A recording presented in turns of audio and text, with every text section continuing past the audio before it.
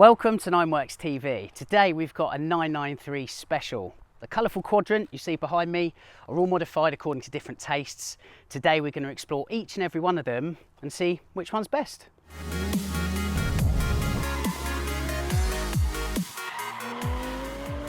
We'll start with a bit of background, shall we? So the 993 Generation 911, as we know, it's the last of the air-cooled generation. Now among purists, therefore, these cars behind me, they are revered. They are what's considered the ultimate of the air-cooled generation. And it's for that reason alone that Porsche 993s generally, they've always maintained a fairly solid value. They've never been cheap to buy.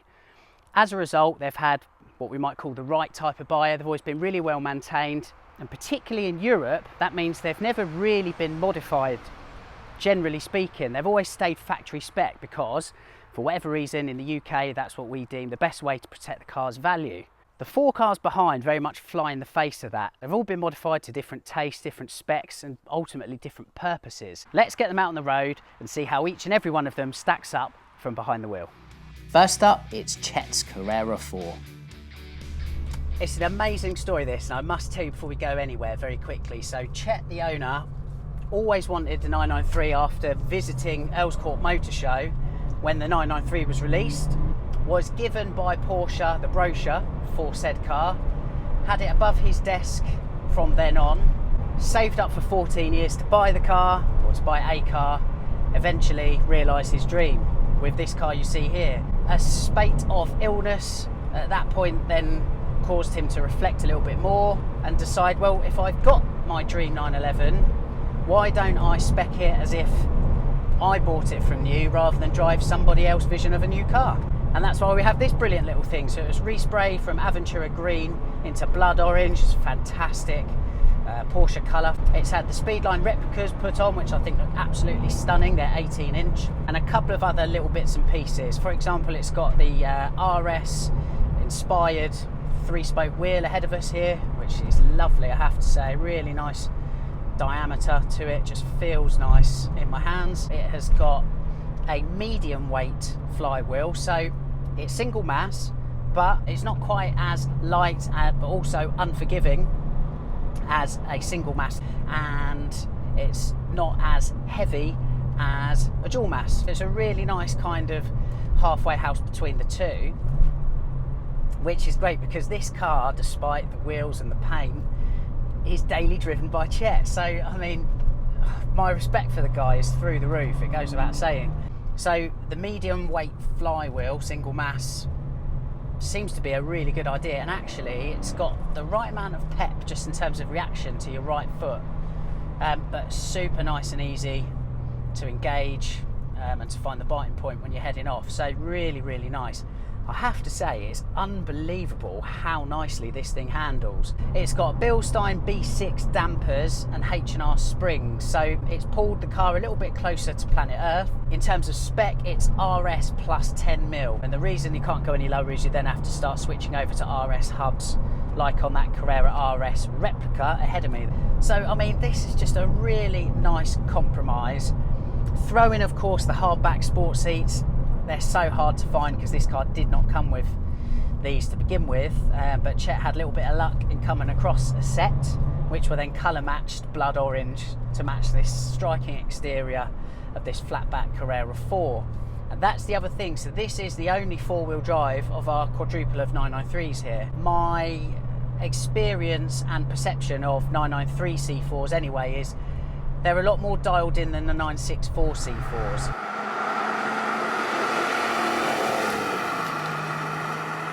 .272 horsepower, pre-Vario Ram flat 6, but this has the Wayne Schofield chip, which just gives a little bit more kind of linearity in the mid-range.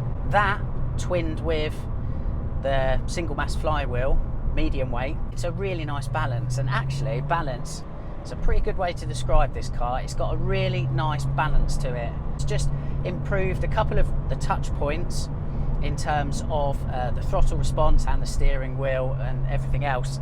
Just the right amount of mods done in the right way, and this gets you a really good, usable, comfortable, compliant 993 that's actually capable of putting a rather large smile on your face when the performance side of this thing is called upon.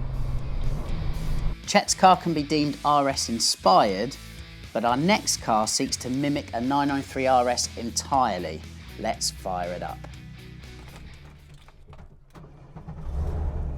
Ooh, okay, so already this is a lot louder. Let's get comfortable. Rain. It's exactly what you want when you're out driving a 993 Carrera RS Club Sport. In all but name, really. So, owned by an extremely lovely chap called George. This is, of course, an RS replica, but it's quite a well-known car within the community, and its specification is absolutely bang on the money. This is a car that has been done properly. I'll run through the spec. We've got a genuine RS 3.8 litre Vario Ram engine. We've got a genuine RS gearbox from Getrag. We've got so much rain outside. And a single mass flywheel, which incidentally only came with M003 spec, so it's the Club Sport spec, 993 RS's. M003 also getting you the biplaned rear wing that you can see, rather than the whale tail kind of shaped wing. We have got RS suspension, RS spec brakes, RS spec short shift as well, a Matter roll cage, exactly the same spec as the conventional RS's. This RS engine, it's just got so much more in the mid-range. Over the 3.6, sounds incredible as well, I have to say. And given the conditions outside, I am only tickling the throttle at this stage because I'm a little bit nervous. It's got a bit of an aggressive geo on it. I'm just kind of trying to find my way into this. The cog swap is lovely. To all intents and purposes, and certainly to the everyman and woman, I mean, it may as well be a genuine RS.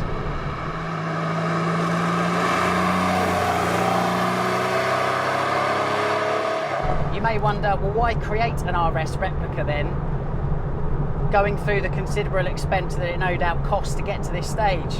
Well, I'll tell you, because there were 16 1.6 right-hand drive 993 Carrera RS Club Sports that came to the UK. Currently, one of them is for sale on the Nine Works marketplace, I might add.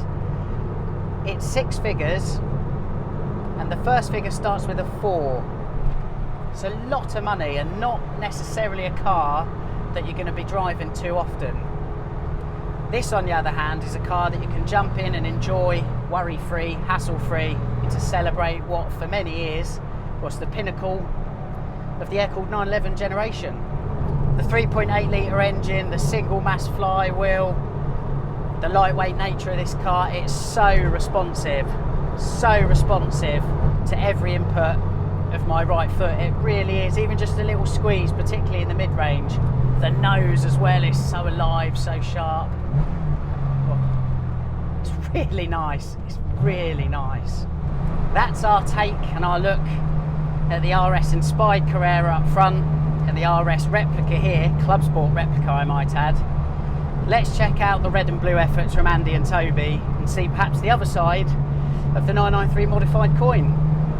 It's amazing how different these cars are. So, 1995 car, registered in 94.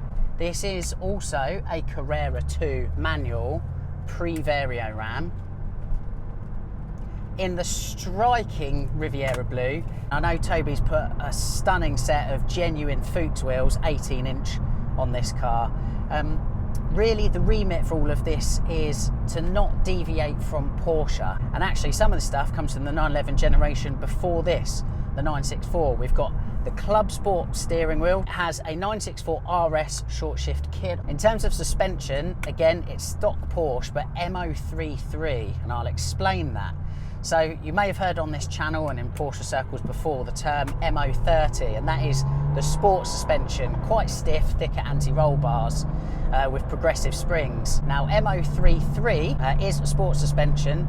It pulls the car out of the sky by the same amount as the MO30, so that's 10mm at the front, 20mm at the rear, but the springs on MO33 are linear, not progressive, and the roll bars are the same size.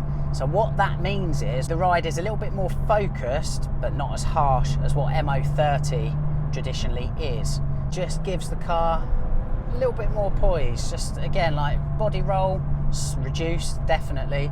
It's not as firm as any of the other cars. It's definitely got more of that kind of classic 911 nose bob at the front. But it is dialed in. To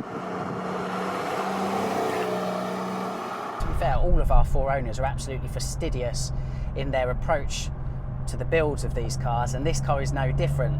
This car has had its entire suspension and chassis taken off, and anything, and I mean anything, bushes, arms, frames, any component that needs replacing has been replaced. It's a no expense spared car. The only thing really on this car that deviates away from kind of the OEM catalogue is the chip. It's got the Wayne Schofield chip, which again is just gives a little bit of an improvement in the mid-range. Listen to it, there we go. So this is what I mean. Of the 4, this one you definitely have to push on a little bit more and just give it a bit more of a tickle for its character to blossom. Past 3,000 RPM, the throttle response really awakens and enlivens. The sound of the flat 6 as well, I mean, get it to 5K and it will absolutely sing for you. Or 4K even. Lovely. The gear change is fantastic as well.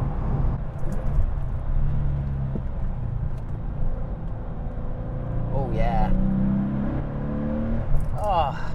Toby, what a car, my friend, what a car. The other thing to point out as well is this outstanding interior. It's absolutely perfect. I think done by Southbound Trimmers. It's got a lovely contrast blue stitching all over the seats, the doors and the dashboard. So yeah, look, really nice. Definitely more reserved of the 4, but again, the specification kind of stays within that Porsche umbrella. Again, shows just what's possible. I actually cannot get over how nice this rides. I think when you usually think of factory sports suspension, anything before the 991, just so kind of harsh and uncompromising and bone shattering on public roads. This might be my first ever known experience of MO33. I am a big fan. I said at the top of the video, in terms of spec, I'd kind of pigeonhole this as a modern day GTS, and I think that's kind of bang on. Just kind of turns a couple of those little points up a few notches to just enliven the car a little bit, but without kind of taking anything away in terms of its practicality. It just handles like a brand new 911. Genuinely, a brand new 993 that is. On to our last car of this 993 quartet, Andy's Guards Red Carrera. Let's start with the improvements stylistically first of all. Once we move away from the Instagram friendly stripes that you can see adorning the sides of the car, as well as that lovely ducktail on the rear, the front, you'll notice, of the 993 has been heavily reworked. We've got Tech Art corners and grille on the front, as well as a custom front splitter. And again, I just think it's absolutely gorgeous what Andy has done there. Very, very unique as far as 993s look, and as I say, just gives the 993 that right level of aggression. The ride height has been addressed, it's been pulled out of the sky thanks to a set of KWV3s, and sitting within the rolled arches of the 993, we've got rotiform NFN wheels that pay more than a striking homage to the iconic wheels on the 959 itself. I mentioned the KWV3s. Andy has nailed bump and rebound on this car after having a play, and it's bang on. It strikes a really good balance between finesse without it being overkill, which, to be honest with you, is a theme for this car in its entirety. If you could draw that kind of Venn diagram for road use and then track, you've got that thin slither in the middle, which is the holy grail for sports cars really, in terms of getting that balance just right. And to be honest with you, I would put this car slap bang in the middle of that. The engine itself is stock, so it's the 272 horsepower flat six. It's early Pre-Vario Ram with the short ratio gearbox. What Andy has done is done the Gundo hack on this car with a difference. He's made it switchable, and there's a lovely button just down here with a musical note on it, and the reason is you press that button and musically all hell lets loose.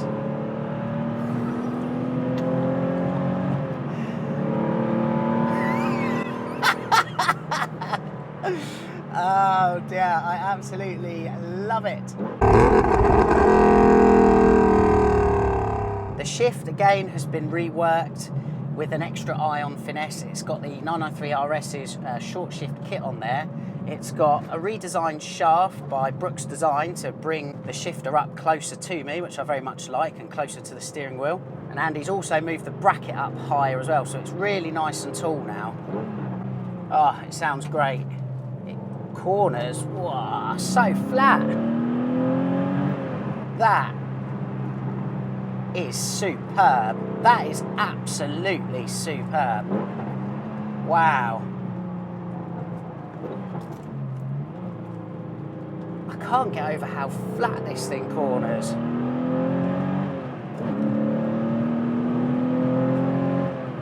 My God. Nothing corners quite like this in any 993 I've ever driven. The rear as well is really nice and stable. You can feel what the car is doing in each corner. And that is where the merit of this 993 is. It's in its chassis. Allied to the fact, don't forget, that this is running stock engine, stock gearbox. It's the dual mass flywheel as well. If we're to pigeonhole it or assimilate it to a modern 911 from the ever more expansive lineup that we're blessed with these days, I would put this particular car down as a GT3 Touring. Got, like the Touring, admittedly, a lot of flair and intensity, but an intensity that's more oriented towards road use rather than track. It's not overpowered, it's not putting too much power through the car so that it's all over the place. The magic really of this has been in fine-tuning the chassis to make it absolutely come alive on the public road. And that's without taking anything away from the 993's general day-to-day experience. I'm not shouting at you and talking here. I'm not surrounded by a roll cage. Instead, I'm cosseted in, well, a lovely 993 interior. All four of these cars on test today have just got so much charm, so much character. All of them deliver a completely different approach to their vision of the ideal 993 and bringing that, what is now a 30-year-old car, right back up to the modern day, just by instilling a little bit of modern technology with creative flair. All right then, so that completes today's group test of these four amazing modified 993 Carreras. To decide which one's best is actually beside the point. The real purpose of this video, really, and the take-home message that I hope you'll agree with, is that every single one of these cars all underline the huge potential of the last air-cooled generation of 911. There are many avenues to go down, and it all comes down to, as usual, and as I've said before on this channel, your lifestyle, your driving preferences, just how you like to use your car. I hope you found this video useful. I'd like to say a huge thank you to Caffeine and Machine for hosting us today, to George, to Andy, to Toby and to Chet for allowing us some seat time in your amazing 993 Carreras. Thanks very much as always for watching.